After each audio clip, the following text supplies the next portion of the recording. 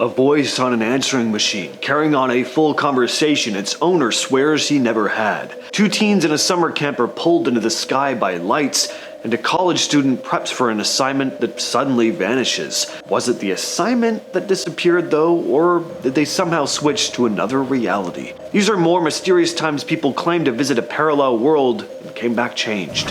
From Reddit user Flamingo comes an unsettling experience with an answering machine. Goes as follows. This happened about 15 years ago. I called my friend up and he wasn't home, so I left a message on his answering machine. I said, "Hey, it's me, kill all extremists. Sorry, I missed you. Call you later. Bye," and then hung up and left the house. I made no other calls. Later that day, he calls me back and he says, "Wow, that was quite a message you left. Who was that girl you were talking to?" I was like, "What are you talking about? I wasn't talking to any girl." Well, as it turns out, the message didn't end after I said bye. I had to go over to his house and listen to this message a few times. After my initial message that I did leave, there was a slight pause, and then it continues on for another 30 to 40 seconds or so, with me talking to some girl. It was my voice, but a conversation I never had with a girl whose voice I did not recognize. You could compare it to the message I know I did leave. The two voices were indistinguishable. Not just the voice, but the talking mannerisms. It was my voice. Also, references to my occupation and activities were the same. Basically, in this conversation, I was talking to this girl about going skiing, but I had to go down to my shop and work on a car first, which totally correlated to me. Then the message just stopped. It was recorded on one of those digital answering machines that records the message to a chip, so there was no tape I could have taken and analyzed, unfortunately. Also, I nor my friend had party lines, so that's not an explanation. It was very freaky. I can't explain it. Back in the summer of 1968, two teenagers working at a summer camp in Vermont, 16-year-old Michael Lapp and 19-year-old Janet Carnell, were just hanging out by the dock, watching the sun set over Lake Champlain. Most of the camp was empty because the kids were away at a swim meet. Pretty peaceful scene, but it didn't last.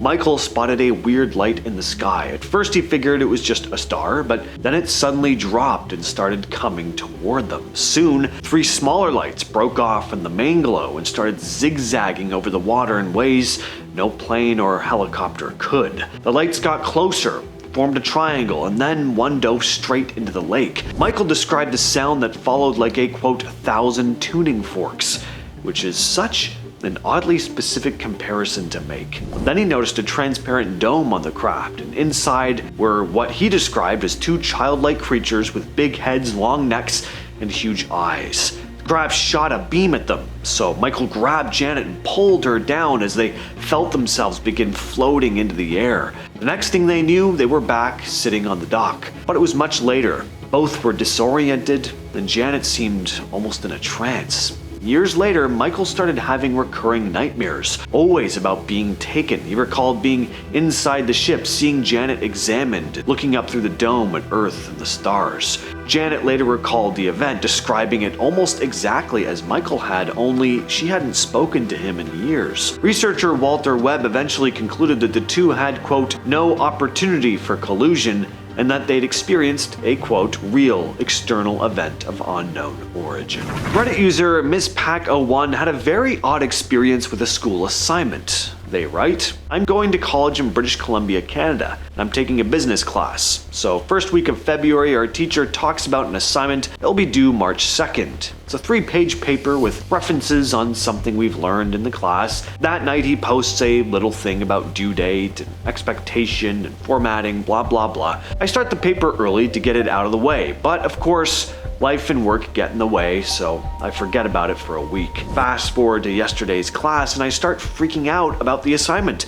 I go to my folder on the computer and it's not there for some reason. Oh no, maybe I forgot to save. Unlikely, but possibly. So when I get to class, I ask him if he wants it submitted online, because I didn't see a Dropbox, or handed in physically on Monday. Here's where it gets weird.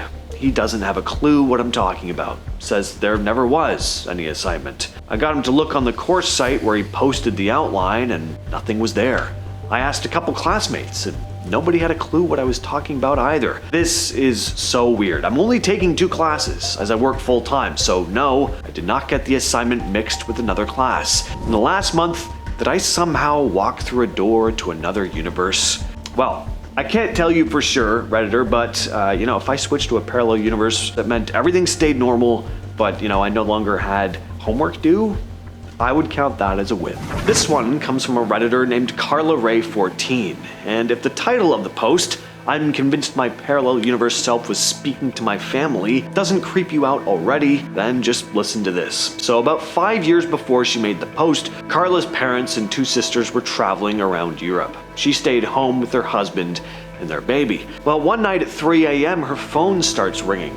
It's her dad. She ignores it at first, thinking maybe he forgot about the time difference, but then it rings again and again. When she finally checks her phone, she sees a dozen missed calls and a pile of messages from her family, all saying things like, "Everything will be okay, we're going to get the next flight home to be with you, stay strong, we love you." Completely freaked out, she answers the next call and demands to know what's going on. Her dad, sounding really shaken, tells her, "I've just been on the phone with you for an hour. What do you mean, what's going on?" He insists that she called him in tears, saying her husband left her after she told him she was pregnant. Carla's husband was literally asleep beside her though.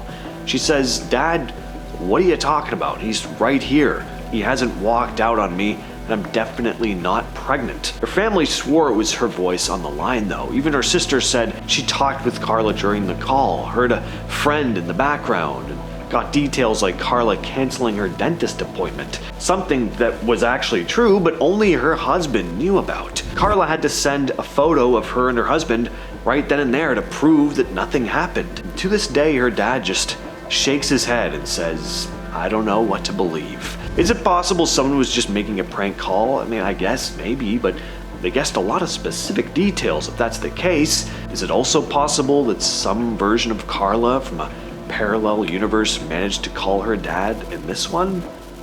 I don't know. What do you guys think?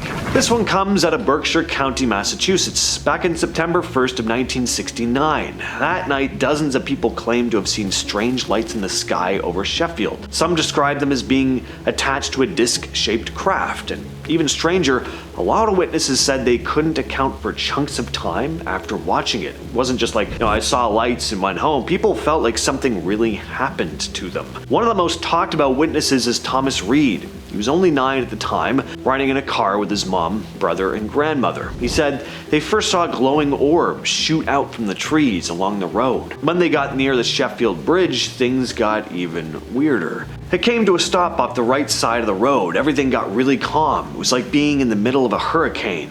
There was like a barometric change in pressure. It was just like a dead silence. Then there was an eruption of crickets and frogs, and it got really loud, and that was it, end quote. Next thing they knew, they were back in the car, but 2 hours had passed. His mom and grandmother had even switched seats, and no one could explain how. Reed later said they regained flashes of memory about being inside some massive hangar with curved hallways, and other people were there too. As for where they were, who the hell knows? This next story was shared by a now deleted Reddit user and goes as follows. Okay, I don't really know how to explain this without sounding insane, but I've been thinking about it for years and I still can't make sense of it. Back in 2016, I was driving home from my job around 2 a.m. I live in a small town, so the roads are usually dead quiet at that time. There's one stretch of highway I always take that goes past a gas station, then about a 15-minute straight before I hit my exit. Well, this time though, something was off. I passed the gas station like usual, but when I looked at the digital clock in my car, it said 2:17. I swear it had been 2:04 the last time I checked. Right as I passed the station, that stretch of road normally takes 15 minutes, but somehow it felt like it just skipped. I don't remember zoning out, I don't remember seeing anything weird. It was just like the time jumped forward and I was closer to home than I should have been. The creepier part is the gas station itself. For a couple months after that, whenever I drove by it, the lights were off. The pumps were wrapped in yellow tape and the sign was taken down. When I asked a coworker about it, they told me that gas station has been shut down for years, but I know I stopped there plenty of times and I definitely remember seeing it open that night. I don't have proof, I know it sounds like bad memory or whatever, but I can't shake the feeling that I've somehow crossed into a place where things aren't exactly the same.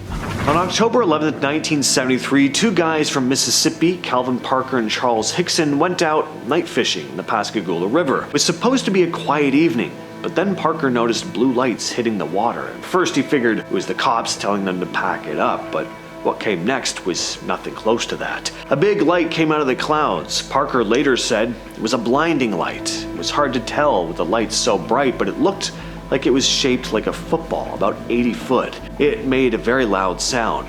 It was just a hissing noise, end quote. Then three strange floating creatures came out of the craft. They didn't have legs, and Parker said they had mitten-shaped claws. One was gray and didn't have a neck. Another looked more feminine. When one of them reached for Parker, instead of panicking, he suddenly felt calm. I think they injected us with something to calm us. I was kind of numb and went along with the program, he said. Both men claimed they were pulled aboard the craft and examined. Hickson remembered. There were no seats, no chain. They just moved me around and I couldn't resist them. I just floated, felt no sensation, no pain. He also described a giant eye-like machine scanning them. He reported everything to the sheriff that night, and deputies secretly recorded them afterward, expecting them to slip up. Instead, they caught the men whispering in fear. Jesus Christ, God have mercy, they had us. They could have done anything to us, Hickson said. For decades, Parker stayed mostly quiet, only writing a book in 2018 after Hickson's death, and that's when other locals came forward saying they saw something strange in the sky that very same night. In 1957, a Brazilian farmer named Antônio Boas claimed he was abducted by aliens. Working late in his fields to avoid the heat, he said he saw a red star approaching, which turned out to be an egg-shaped craft with a rotating red light.